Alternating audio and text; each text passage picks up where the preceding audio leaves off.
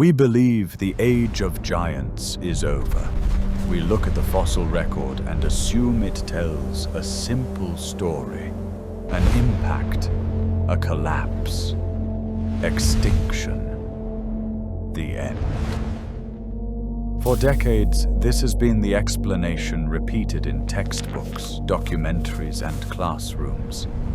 66 million years ago, a massive asteroid struck the Earth. Firestorms spread across continents. Darkness followed. Temperatures dropped. On land, ecosystems failed rapidly.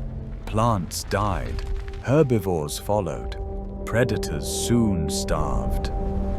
It feels logical, clean, final, and most of us never question it.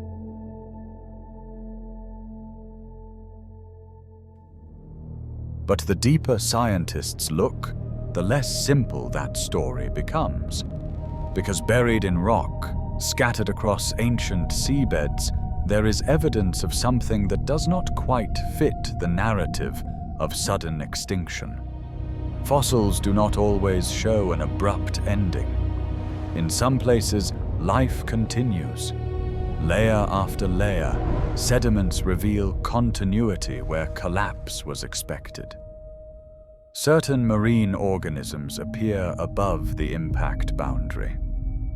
Not briefly, not accidentally, but consistently enough to raise questions. Something survived longer than it should have. Something that does not align with the idea of a single, universal moment of death. And once that detail is noticed, the story can no longer remain simple. Because extinction, at least in the ocean, may not have been immediate. When confronted with extinction, we usually ask the same question. What disappeared? Which species vanished? Which names belong only to stone and memory? But that question hides a deeper problem. Because species disappear all the time. Life adapts. Life replaces. Life moves on. What is truly unusual is not that certain animals vanished.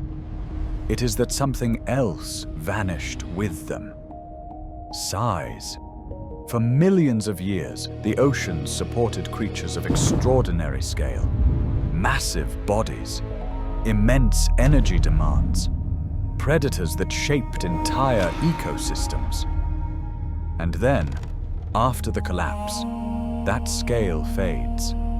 Not instantly, not everywhere, but permanently. The ocean never returned to producing giants of the same magnitude. And that forces a different question. Not what disappeared, but why size itself vanished.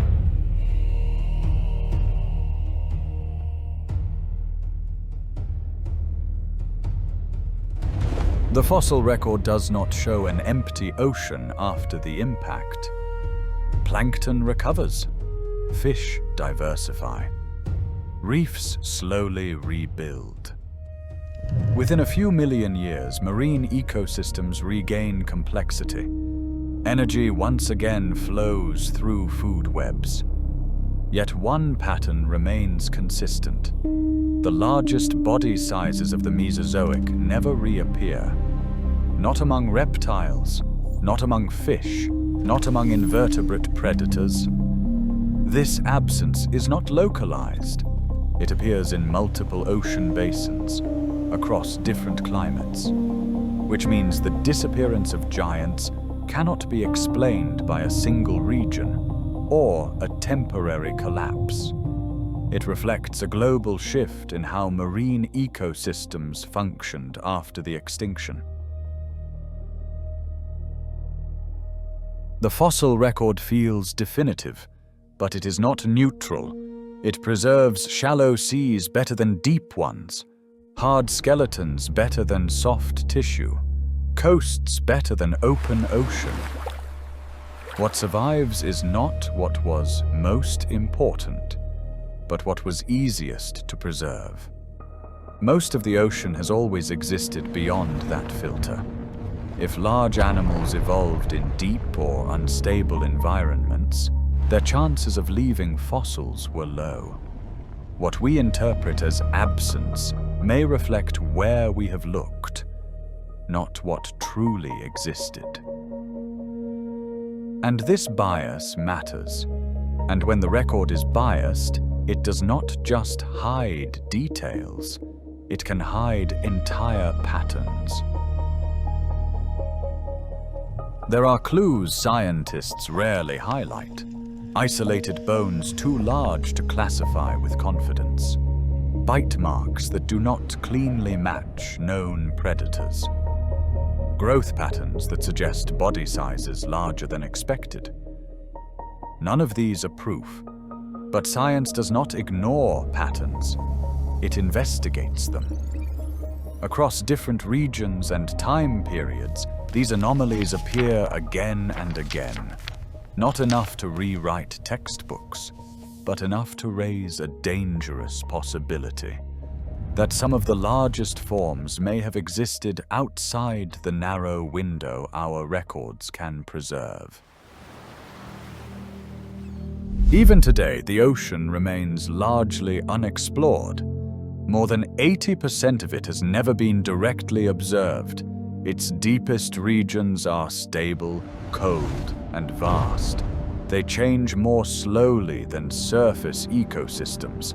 If large animals require space, pressure, and time, this is where those conditions still exist. What lives there is not speculation. It is an unanswered question. And unanswered questions are where science actually begins.